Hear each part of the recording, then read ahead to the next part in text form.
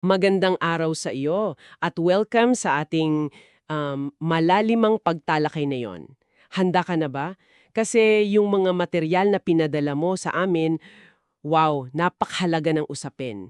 Yung mga tunay na hamon sa leadership. Oo, yung mga madalas parang hindi na pag-uusapan. Pag-uusapan natin yung mga issue na parang tahimik lang sumisira eh. Alam mo yon, yung mga alitan, O yung conflict. conflict, tapos yung burnout, grabe yan. Pati yung mga tensyon sa kultura ng isang organisasyon. At saka yung pinakamaselan siguro yung moral failure. Tama. So, ang misyon natin ngayon, gamitin natin itong mga excerpts na marami dito may biblical perspective, di ba? Oo, may mga framework pa nga like the Shepherd's Vigil, Roots of Obstacles. Tsaka yung Four Horsemen. Gagamitin natin yan para hindi lang yung simptomas ang tingnan natin, kundi yung ugat talaga. Yun ang mahalaga, yung root cause. Bakit ba ito importante para sa iyo na nakikinig? Kasi yung pag-unawa dito, hindi lang ito para makaiwas sa pagbagsak. Tama, mas para siguro makabuo ng mas matatag na leadership. Resilient. Resilient, ganda ng term. Yung talagang nakaka-inspire. Okay, game. Simulan na nating himayin ito. Isa agad sa mga napansin ko sa binasa natin, yung pagbagsak daw ng leader, bihira yung biglaan. Oo, parang erosion daw, sabi sa source. Dahan-dahan. Erosion. Yun nga, nangyayari ng tahimik lang. Tapos, ang sanhi, yung mga hindi naaayos na awayan, Mga conflict na pinabayaan. oo, mga tensyon sa kultura na hindi napapansin, tapos yung bigat ng burnout, At itong katahimigan na ito, akala mo okay lang pero may bayad pala. Malaki. Sa buong organisasyon. totoo. At napaka-timely nitong usapan kasi ang bilis magbago ng landscape ng leadership ngayon, di ba? Sobra. Kurin lahat. Exactly. At sa panahon ngayon, ang bilis masira ng credibility. Ang puhunan talaga ay tiwala. Nako, delikado talaga. Kaya malaking risk kung babaliwalain lang ng mga leader yung mga, undercurrents na ito. Yung mga hindi masyadong kita. Pero ito yung interesting, sabi sa materials mo. Itong mga hamon na to, conflict, burnout, tension, hindi lang sila basta hadlang. Ano pa raw? Sila rin daw ay parang mga early warning signals, mga babala. Okay. Makes sense.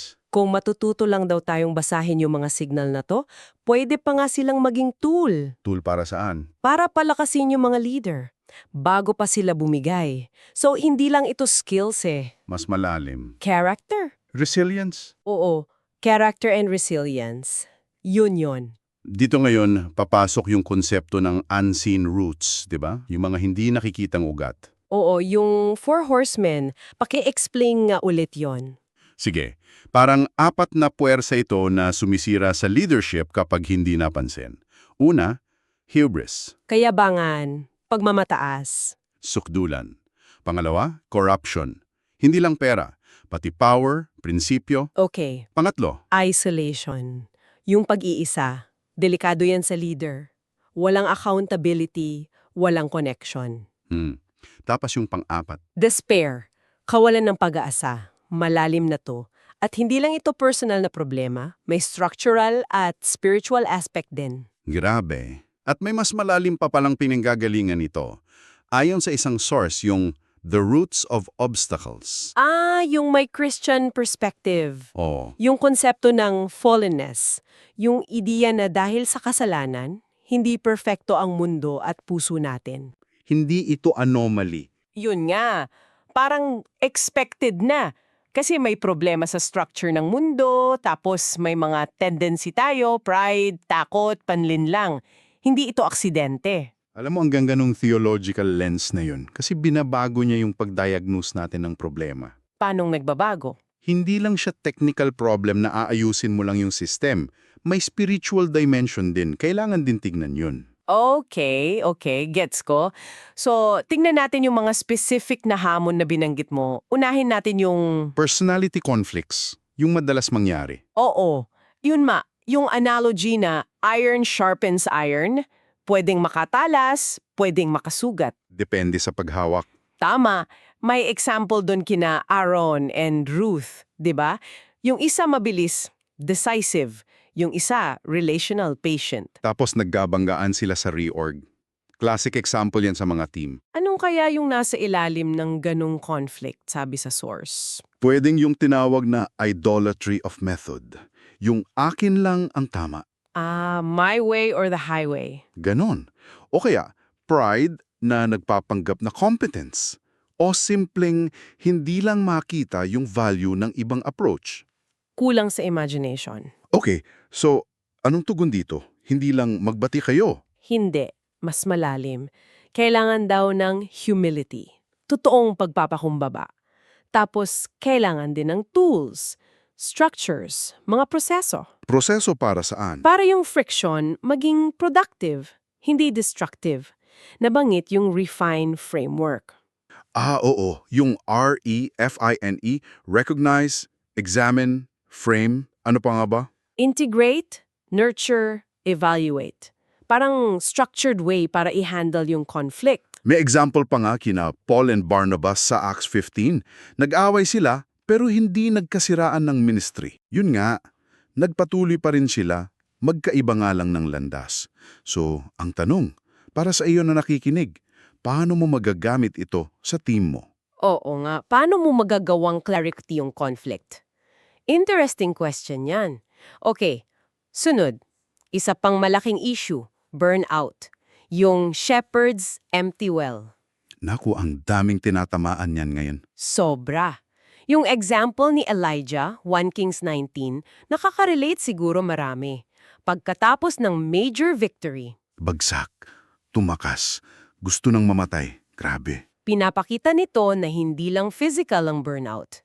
Existential talaga eh. Tumatago sa pagkatao. Tapos yung lunas ng Diyos, ang simple. Ordinaryo. Pagkain, tulog, tapos yung mahinambulong, hindi thunder and lightning. Yun. Ano daw yung mga ugat ng burnout? Sabi sa source, marami yun eh. Oo, yung identity miswiring, yung value mo nakakabit sa results. Delikado yan. Pag walang results, walang value. Ganon. Tapos, rhythm neglect, walang pahinga, walang sabath. Tuloy-tuloy lang. Tapos, boundary breakdown, hirap humindi. Oh. Tapos, isolation, yung mag-isa ka lang. Emotional contagion, nahahawa ka sa bigat ng iba. At yung mismong structural incentives minsan, yung culture na pinupuri yung pagiging sobrang busy. Toxic productivity. Yon. So, ang response dito, may theological aspect din. Reframe identity, na kay Kristo nakakabit, hindi sa role. Tama. Tapos, grace para sa limitations. Tanggapin na tao lang tayo, hindi tayo superhero. At yung Sabbath, hindi lang pahinga, kundi ipaglaban sa idolatry of productivity. Wow. May mga signs na dapat bantayan, di ba? Physical, emotional, cognitive. Oh, palaging pagod, mainisin, makakalimutin, mga ganon. Kaya ang tanong ulit para sa'yo, anong simpleng preventative practices ang pwede mong simulan? Daily prayer time, pag-set ng work boundaries, tunay na weekly Sabbath, maliliit na bagay pero malaki ang epekto. Prevention is key talaga sa burnout. Mas mahirap gamutin pag malala na. Okay, pangatlo, medyo mabigat to. Moral failure, yung crack in the foundation. Yung kwento ni David at Nathan, 2 Samuel? Yun, yung formula na binanggit, opportunity plus appetite plus isolation. Equals disaster. Yung tamang timpla ng pagkakataon, pagnanasa at kawalan ng accountability. At ang nagpapalala, secrecy, pagtatago. Oo, kasi pag nalantad agad, mas maagapan sana. Ano naman daw ang mga ugat nito? Malalim din ba? Oo, may theology of entitlement daw, feeling mo may karapatan ka dahil sa posisyon mo. Power corrupts, kumbaga. Meron ding psychological dynamics, power can blind. Tapos, yung structural permissiveness, kulang sa guardrails yung system. Walang checks and balances. Parang ganun. At yung cultural enabling, yung sobrang paghanga ng tao, celebrity culture, kaya hindi na masita. Nako, delikado yan. So, ang prevention dapat multi-pronged din. Spiritual, psychological, at organizational. Kailangan lahat. Ano yung mga key practices na nabanggit? Culture of confession? Oo. yung safe space para umamin. Tapos prophetic accountability, yung Nathan Network, mga taong magsasalita ng totoo sa'yo. Kahit masakit. Tapos covenanted vulnerability. Usapan na maging tapat sa struggles. At yung mga concrete na structural guardrails, dual signatory sa pera, transparency. Importante yan. Tanong para sa'yo. Sa environment mo, may mga ganito bang guardrails? O kulang pa? Magandang reflection yan. Isa pa, mabilis lang. Yung cultural soil na hindi pwedeng pare-pareho ang leadership style. Oo. Kailangan culturally intelligent. Yung example ng missions team na nag-introduce ng flat structure sa honor-shame culture. Naging disaster, di ba? Nagkakakahiyan. Kasi hindi nabasa yung kultura. Mahalaga yung communication style, power distance, honor-shame dynamics. Paano ito naglalaro sa context mo? Kailangan mong pag-aralan yan bilang leader. So, after all this, ano ang takeaway natin? Sabi sa sources, kailangan daw lumipat Mula sa firefighting, papunta sa cultivation, parang magsasaka, hindi bomber. oo. Intentional systems daw ang susi. Structured retreats, mutual accountability, clear communication rhythms. Dito papasok yung Shepherd's Vigil framework, di ba? Yung 4 na postura. Tama. Una, watch. Maging mapagmasid sa tao, sa sarili, sa paligid. Pangalawa, clear. Alisin yung mga sagabal, bad systems, toxic culture. Pangatlo, form. Hubugin ang character and competence. Mentorship. At pang-apat, guard. Protektahan ang well-being, siguraduhin ang sustainability, succession planning. Nabanggit din yung Leadership Health Dashboard. Parang tool para i-monitor yung kalusugan ng mga leaders, hindi lang performance. Hindi micromanaging ha, kundi stewarding well-being. Pangangalada. Paano mo kaya masusubaybayan yung health ng leadership sa paligid mo? Yan ang challenge. At paulit-ulit, prevention is paramount. Ang pag-iwas ang pinakamahalaga. At theological act daw ito. Watchfulness, shepherding, mutual care, rest. Yung 5 pillars, regular leader retreats, Mutual accountability, covenantal, not punitive. clear communication rhythms, better meetings, not more, Spiritual disciplines, preventative architecture. at leadership development curriculum, formation plus competence, kumpleto. So bilang buod, komplikado talaga ang leadership challenges. At madalas, mas malalim ang ugat kaysa nakikita. Character, culture, spiritual. Kaya huwag nating baliwalain.